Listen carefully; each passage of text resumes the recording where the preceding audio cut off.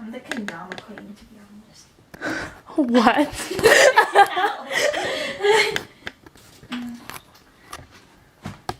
Get out, Christine. Okay. Get out. I'll be back. We don't want you back. It's my house. So?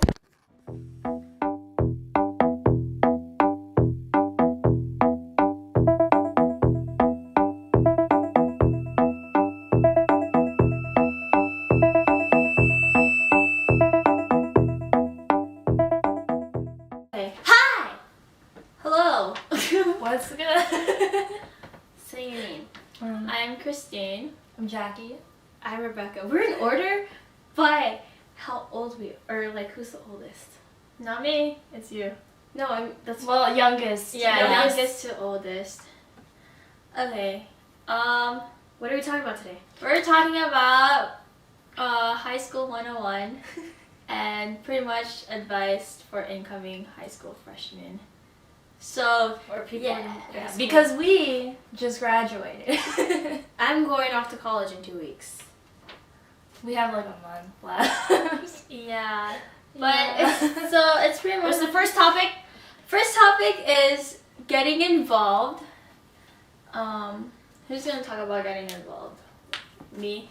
Go first. Okay, pretty much getting involved. Just don't be afraid to, join clubs, sign up for clubs. Like, I know at my school, we always have a thing called Club Rush every semester. And you know what, just sign up for whatever, and if they contact you and be like, club meeting days are on Tuesdays, you show up and you don't feel like it, then then don't. We don't need to. Then you don't have to. If you don't like the first meeting, you don't have to show up. But at least you went to something, and you found out you didn't like it. So What were you involved in? I was involved in Red Cross Club, CSF, NHS, Interact, and Japanese culture.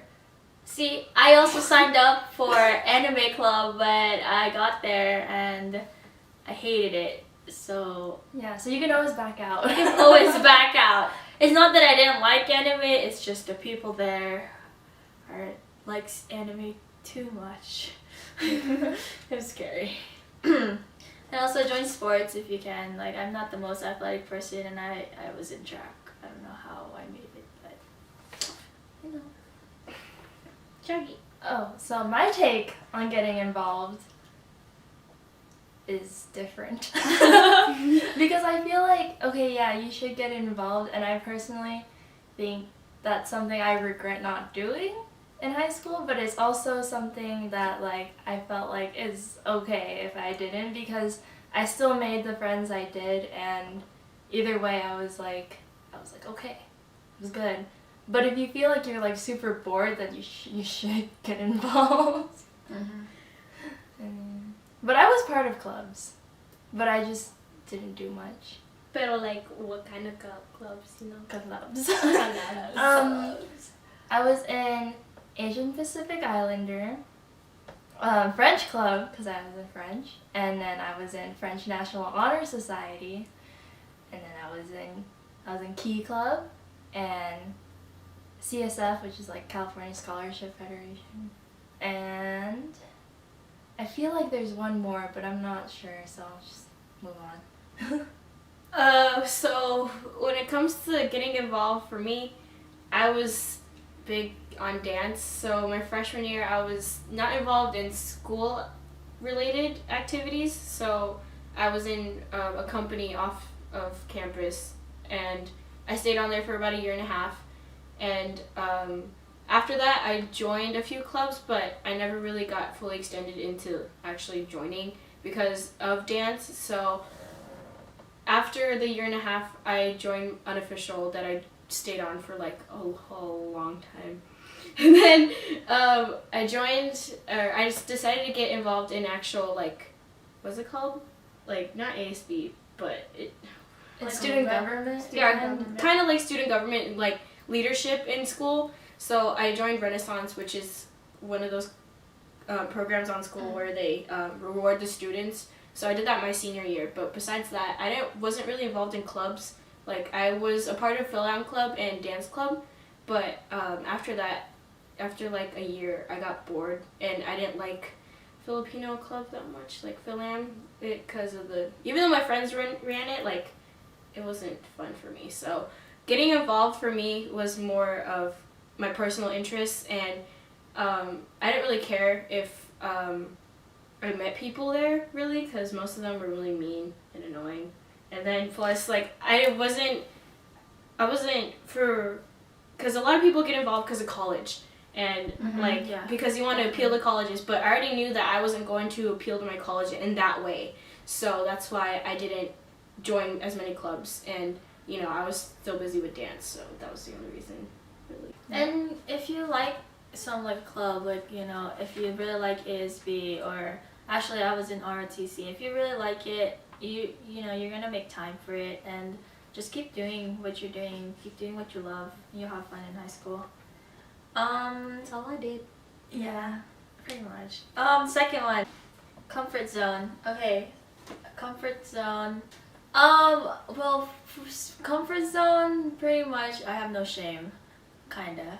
Like, out of the three of us, they make me, talk to people and stuff like that. So I don't, I'm not really afraid to step out of my comfort zone in a way, kind of.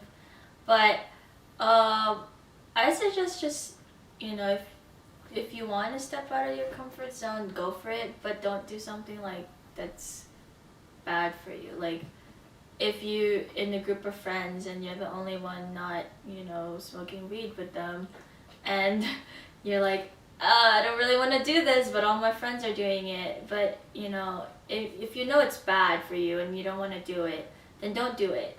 But, like, don't smoke weed just because your friends smoke weed. Like, peer pressure, don't do that. Or don't drink, or don't do, like, all those reckless things just because your friends do it and you want to fit in. Just be bold, but don't make irrational and dangerous decisions, I guess. So, yeah, I don't know. I guess. Elaborate. So, I guess, like, everyone has their own, like, comfort zone, but it's up to you to decide, like, what is and isn't out of your comfort zone. So, let's say all your friends are, like, drinking and smoking weed. Like, if that's your deal, like, I'm not saying don't do it, but, like, if that's in your comfort zone, then just, like, I guess that's you, right? Just know your limit. Yeah, just know your limit, and, like, also, like, being out of your comfort zone can be a good thing as well, because, like, that's how I met them, because I went out of my comfort zone and talked to them because, like, fun fact, we don't go to the same schools, so, yeah. We still don't. We're still not going to the same school. So, yeah, like, it can lead to good things, and, like, I feel like high school is, like, the best time to see where you can actually go and, like, explore as a person and meet other people, because it's really good to meet other people and expose yourself to different types of people. For me, when it comes to comfort zone, high school is like your whole 4 years of adolescence, so you're developing a lot, and you can't grow if you're not going to get out of your comfort zone. So what I mean by that is, even though compared to her, I didn't make his friends just by going, hey, what's up? My name is Jackie. No, I mean, like, you need to go out of your own way to just get yourself out there. You know what I mean? Because what I mean is, like, you have to get out of your comfort zone to challenge yourself to take that AP course, or you need to get out of your comfort zone to go and wanting to go on this field trip with people you don't know in your ASP class or something. Like, you have to figure out how to not be with yourself all the time, because high school is more like you're trying to grow out of yourself and learn about yourself that way. So, if that makes sense. I don't even know if it makes sense right now. I get it. But, and then also the comfort zone with your friends. Personally, I chose not to drink or do any of that crap until about my junior year going into senior year because I just decided, you know, like senior year, if we're starting to not care anymore, we're getting older, I might as well just do it now. But just know your limits. You need to know your limits before you do anything. So, but you're not going to know your limits unless you go out of your comfort zone. So that's just my take, basically. Because I learned the hard way. Oh my god. And you gotta learn the hard way to grow. It's a funny story. Well, pretty much also like what she said with academics, you know, if you, I mean, I think all of us felt really scared, you know, for that first AP class or that first honors class or IB, you know, whatever your school has to offer. But that's why it's called AP, because it's not gonna be easy, and it's not gonna be, you know, just like, it's not gonna be a piece of cake. But so. Don't take the AP course just because your friends are taking it. If you know that you can't take it, then don't do it. Because I know a lot of people. Yeah. I was a tutor my senior year, and I tutored sophomores, and I remember a few of them were saying like, "Oh, I'm gonna take for my junior year this AP course and this AP course because my friends are taking it, and they said it was gonna be easy." And you know, like I need the A for my GPA boost, and it's like I know that some of those kids weren't going to be able to pass those classes, and it's because you need to know yourself that you have a limit of how many people you can take. If you can't take 2 AP courses, that's fine. Like it doesn't mean you're not going to get into a good school, and you know, it's. I thought it was so dumb when they told me like, oh, I'm taking 4 AP classes, and you know, like. It's going to be so hard, but, you know, I need to look good for colleges. But it's not going to look good when you get a C in those courses and you get a 2 on the exam. So you just need to know your limits on both, like, yourself, socially, and academically. And so even though you want to get out of your comfort zone, just don't go too crazy, like, going in.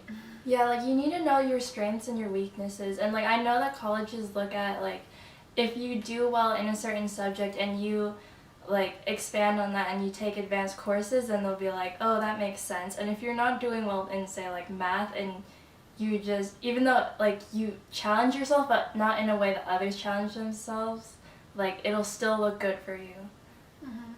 Yeah.